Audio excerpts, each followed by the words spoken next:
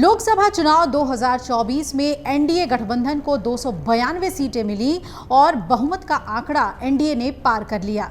उधर विपक्षी इंडिया गठबंधन ने 234 सीटें हासिल की और ये दावा करने लगी कि हम सरकार बना सकते हैं।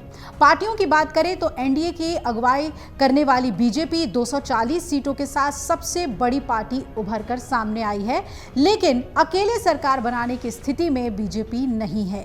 उधर कांग्रेस 99 सीटों के साथ इंडिया गठबंधन की सबसे बड़ी पार्टी बनी है, तो समाजवादी पार्टी 37 और टीएमसी को भी 29 सीटें मिली है उत्तर प्रदेश और बंगाल में। अब लोकसभा चुनाव के नतीजों के साथ ही सरकार बनाने की कवायदें भी शुरू हो गई हैं। आपको बता दें कि एनडीए के पास स्पष्ट बहुमत है, फिर भी सबकी निगाहें नीतीश कुमार और एन चंद्रबाबू नायडू पर टिकी हुई हैं, जो किंग मेकर बनकर उभरे हैं। बल्कि यूं कहें कि एनडीए के लिए ये एन फैक्टर उभर कर सामने आ गया है। इंडिया गठबंधन के कई नेताओं का दावा है कि वो भी सरकार बना सकते हैं। बार बार नीतीश और नायडू का नाम भी लिया जा रहा है। पहले बात करते हैं बीजेपी की अगुवाई वाले एनडीए की, जो लोकसभा चुनाव से पहले कई क्षेत्रीय पार्टियों के साथ गठबंधन में है और इस गठबंधन में नीतीश की पार्टी जेडीयू और चंद्रबाबू नायडू की पार्टी टीडीपी भी शामिल है। चुनाव में एनडीए को 292 सीटें मिली हैं, जो बहुमत के आंकड़े 272 से 20 ज्यादा सीटें हैं, यानी कि एनडीए बहुत आसानी से अकेले सरकार बनाने की स्थिति में है। अब आइए जरा ये समझते हैं कि ऐसा क्यों कहा जा रहा है कि एनडीए से अगर नीतीश और चंद्रबाबू नायडू अलग होते हैं तो सरकार नहीं बन पाएगी। लेकिन हम आपको इस रिपोर्ट में ये बताने की कोशिश कर रहे हैं कि अगर ये नहीं रहते हैं तब भी एनडीए सरकार बना सकती है।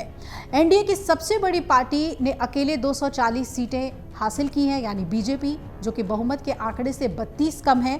अब जरा नंबर गेम को आपको समझाते हैं। अगर एनडीए गठबंधन में शामिल 3 सहयोगी, चंद्रबाबू नायडू जिन्हें 16 सीटें मिली हैं, एकनाथ शिंदे जिन्हें महाराष्ट्र में 7 सीटें मिली हैं, नीतीश कुमार जिन्हें बिहार में 12 सीटें मिली हैं, अगर इन सीटों को छोड़ दें तो ये कमी पूरी हो जाती है। चंद्रबाबू नायडू की टीडीपी के पास 16 सीटें हैं।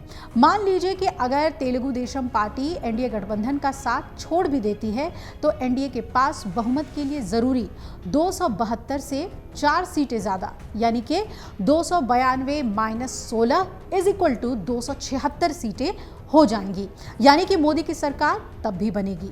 अगर अब नीतीश कुमार एनडीए का साथ छोड़ते हैं तो एनडीए गठबंधन की सीटें घटकर 280 हो जाएंगी। अब माइनस कर दीजिए 292 में से 12, यानी कि 280। ये बहुमत के लिए ज़रूरी 272 सीटों से अभी भी 8 ज़्यादा हैं। मतलब ये है कि एनडीए नीतीश कुमार के बगैर भी सरकार बनाने की स्थिति में है। अब एक और महत्वपूर्ण बात पर ध्यान दीजिए। इस बार 7 निर्दलीय और 11 छोटे दलों के सांसद भी जीत कर आए हैं और ये ना तो एनडीए गठबंधन में हैं और ना ही इंडिया अलायंस से जुड़े हुए हैं। इनमें से कई बीजेपी के पूर्व सहयोगी रहे हैं, तो ऐसे में ज़्यादा संभावना ये है कि ये एनडीए में ही जा सकते हैं, यानी कि एनडीए का पलड़ा हर हाल में भारी ही नज़र आ रहा है।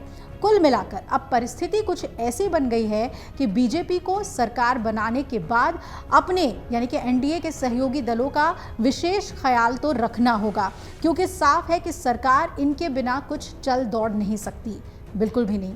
और एनडीए में बीजेपी के बाद जो सबसे ज़्यादा सीटें टीडीपी को मिली है, आंध्र प्रदेश के नेता एन चंद्रबाबू नायडू की इस पार्टी को 16 सीटों पर जीत मिली है और फिर नीतीश कुमार की जेडीयू जिन्हें बिहार में 12 सीटें आ गई हैं। तो बिहार की ओर से ये कहा जा रहा है कि नीतीश ने अपनी जो डिमांड्स हैं उसकी लिस्ट तैयार कर ली है और ये कहा है कि हमें बिहार के लिए स्पेशल स्टेटस चाहिए, राज्य को विशेष दर्जा चाहिए। क्या इसे मोदी सरकार मानती है, ये देखना अहम होगा। बिहार की एक और पार्टी लोक जनशक्ति पार्टी यानी कि चिराग पासवान के नेतृत्व में 5 सीटें जीती है एलजेपी ने, तो इनका भी खास ख्याल रखना होगा कि कहीं ये रूठ ना जाएं। और शिवसेना शिंदे गुट की भी 7 सीटें हैं जो कि जीत कर आए हैं और इनका भी ख्याल बीजेपी को रखना होगा।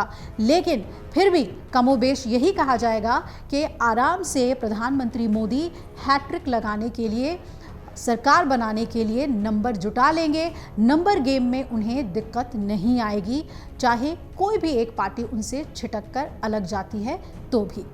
अब जाहिर है कि जिसकी जितनी ज्यादा सीटें, उसका सरकार में उतना ही दबदबा भी दिखेगा, मंत्रिमंडल में पैठ भी दिखेगी और बढ़िया मंत्रालय भी मिलेंगे। अब आगे देखते हैं कि कौन क्या डिमांड रखता है और प्रधानमंत्री मोदी उन सभी डिमांड्स को कैसे पूरा करते हैं और अपनी सरकार बनाते हैं। अगर आप ये वीडियो YouTube पर देख रहे हैं तो हमारे चैनल को सब्सक्राइब करें और बेल आइकन को दबाना ना भूलें। अगर आप Facebook पर ये वीडियो देख रहे हैं तो हमारे पेज को लाइक करें।